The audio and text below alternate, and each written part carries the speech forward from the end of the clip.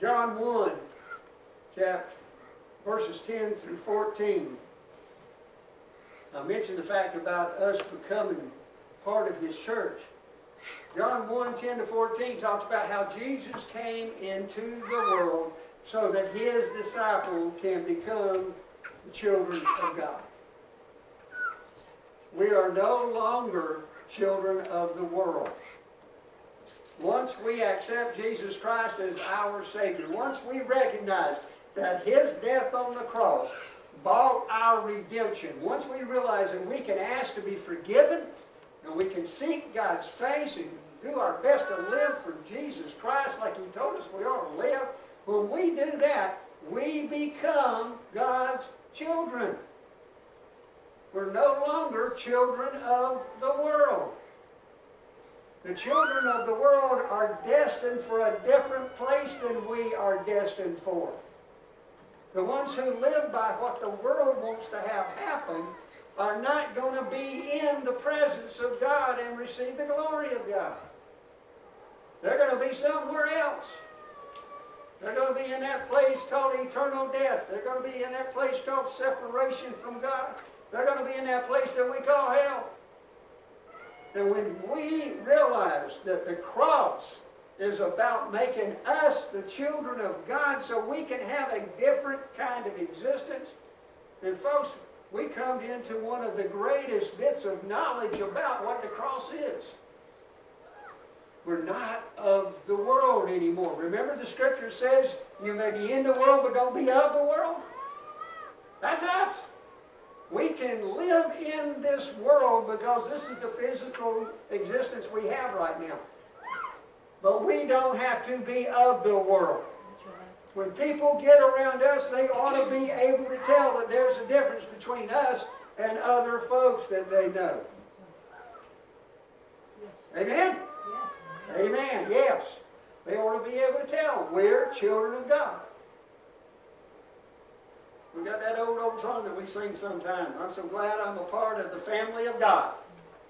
Folks, I'm glad I'm a part of the family of God. That means that one day there's going to be a great reunion. I've already hit it in the first point. I'm going to hit it in the second point. How many of y'all like reunions?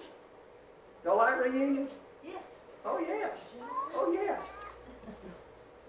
One of these days there's going to be a great family reunion. We're going to be in that great family reunion in heaven. And it's going to be pretty neat. It's going to be neat. Let me share this with you, then I need to go on. I don't want to invest too much time on any one point, but I want to share this with y'all. When we were younger, Kathy and I had met, we would get together all along with the tiller side of my family, in my Uncle Marco's house, so that we could have a family reunion. Now, Uncle Marco would stretch a piece of hot wire, a piece of field fence, between two oak trees, tied with a come-along, and they would throw old blankets and quilts on it, and everybody would bring their dishes in, and we'd set them on top of that fence that had been stretched between those two trees. And we had a family reunion. Youngins would be playing all around the place. People would be sitting around in the shade trees, talking. It was a good time.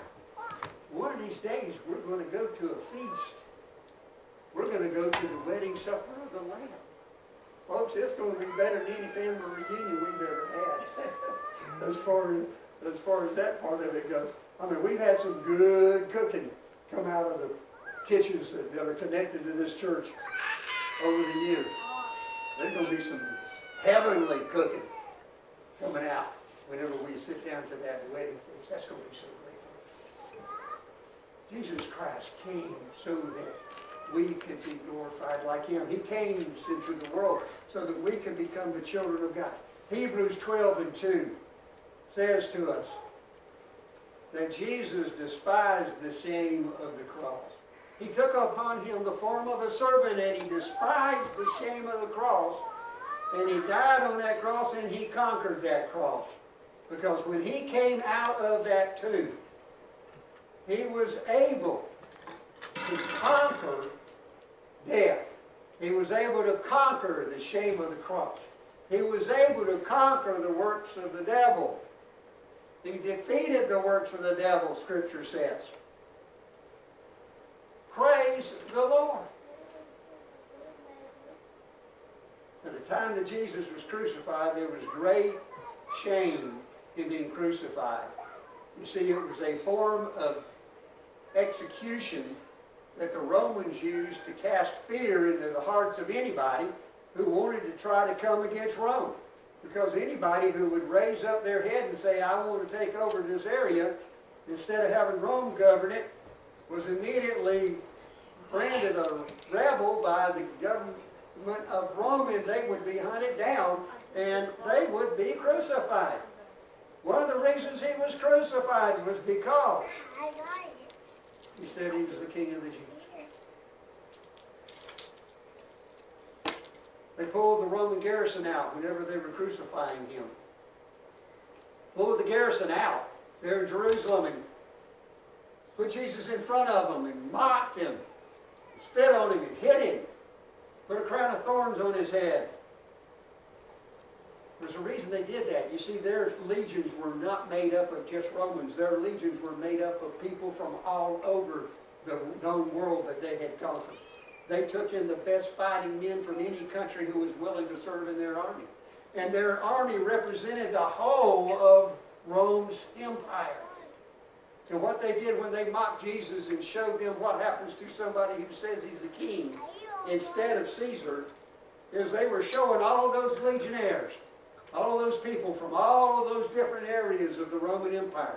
This is what happened if you try to rear your head up against Rome. It's one of the reasons it happened to him. It's interesting, they were fulfilling a prophecy placed in the Old Testament. He was wounded for our transgressions. Chastisement of our peace was upon him. By his stripes. You see, Jesus defeated the cross. He defeated the cross when he came out of that tomb. Christmas is about the cross, folks. Like if you would, a couple more to jot down. Philippians 2, verses 5 to 11. Philippians 2, verses 5 to 11. This is one of the greatest pieces of Scripture that exists in the New Testament. There are lots of good Scriptures out there, folks. This is one of the better ones. Because Philippians 2, 5 through 11 tells us that at the name of Jesus Christ, every knee will bow and every head will go down. Every knee will be bent down toward the ground. Every head will bow. Every tongue will confess that Jesus Christ is Lord to the glory of God. This is why he came. He came so that his name would have more authority than any other name. Jesus had told his disciples before he was crucified, all authority. Say all authority with me. All authority. All authority has been given unto me in heaven and on earth. And Philippians 2 tells us every knee is going to bend down to the ground to Jesus. Every head is going to be bowed to the ground to the name of Jesus. Because his name is greater than any other name. What is the cross about? The cross is about putting Jesus in charge of everything that God has given to him to be in charge of. And Jesus one day is going to give back to the Father all of the glory and power and authority and majesty that the Father has given to him. Praise the Lord. Praise the Lord. Now let's get this kind of in perspective. I told you a little bit ago that we're going to become part of the glory of Jesus Christ. He wants us to be glorified like he's glorified. Understand what's going to happen? Because he's being glorified, because his name is above all names in heaven and on earth. We're going to become part of his glory. We're going to become part of what he gives back to the Father. And one of these days, we won't just experience being around the throne of God. We won't just experience the wedding supper of the Lamb. We won't just experience the greatness of seeing that magnificent emerald rainbow-looking thing over the throne of God.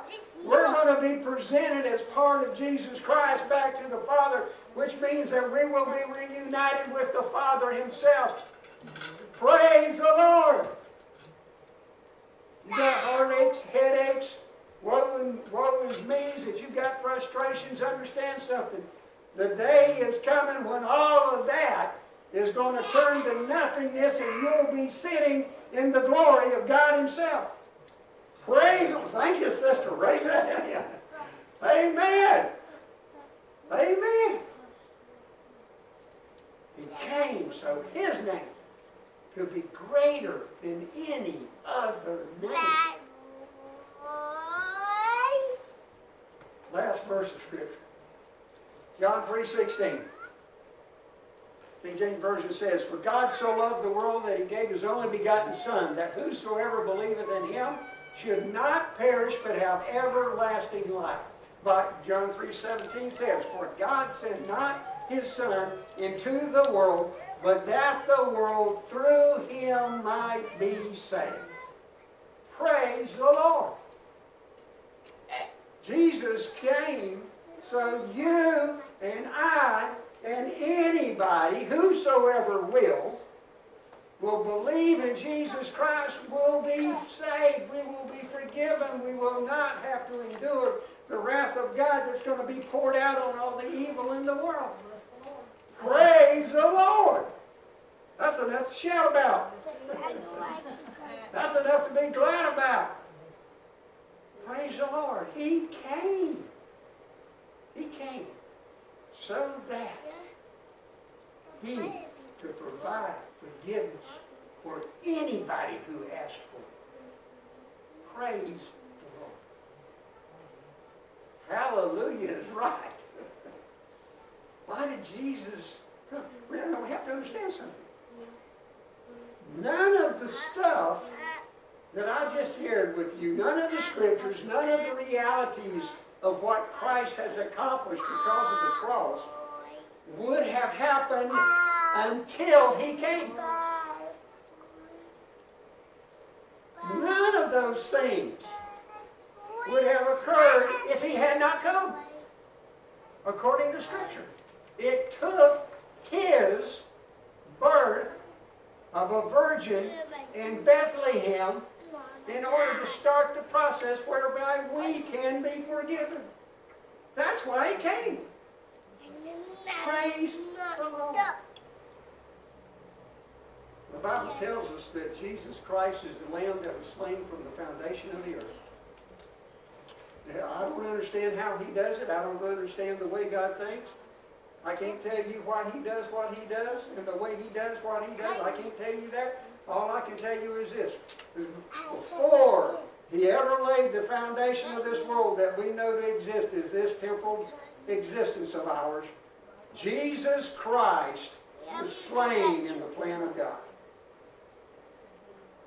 He had to come so He could be slain. He had to. He fulfilled all of those prophecies about Messiah. All of them. And in order to fulfill the prophecies, He had to show up in that manger. Because He didn't come with any great fanfare. He didn't. He's the Son of God. He could have come like He's going to come back when He comes to get His church. He could have come that way, but He didn't. He didn't. I want to close with this. I heard a story yesterday, and I want to close with this. I love it. I love it. I won't give you the whole story because I can't remember it all. Okay? But there was a farmer who lived out in the Midwest, and he and his wife had a small farm, and he had been going to church with her, and he got close to Christmas one year, and they had snow on the ground and taking care of the animals and all that kind of stuff. And it came time for their little church to have their Christmas worship service. And he had been having a hard time thinking about how is it that God became man so we could be forgiven. He just was having trouble with it. And he finally decided God wouldn't come as man. It would be foolish for God to come as man, so man could be forgiven. And she was getting ready to go to the Christmas worship service, and he said, I'm not going. I'm not going because I'd be a hypocrite if I went over there with you to that worship service, because I don't believe God came as man. It'd be foolish for him to come as man. She finished getting ready. Everybody rode off to church.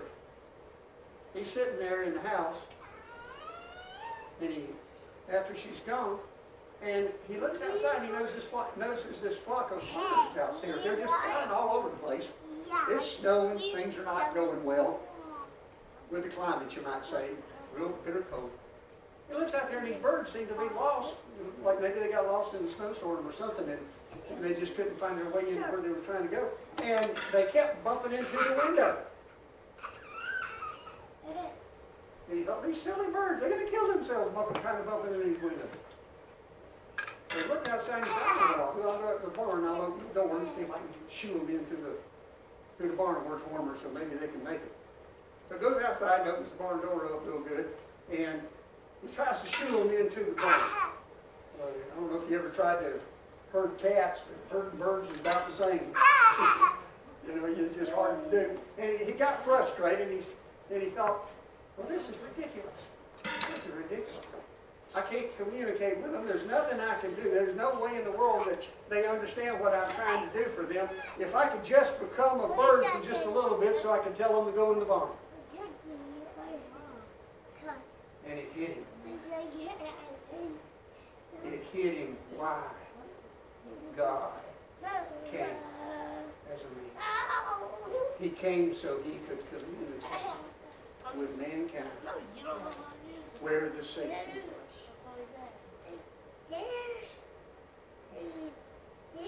Jesus came on the first Christmas morning so that he could communicate to you and to me where the safety is. Let's all stand. Dear Heavenly Father,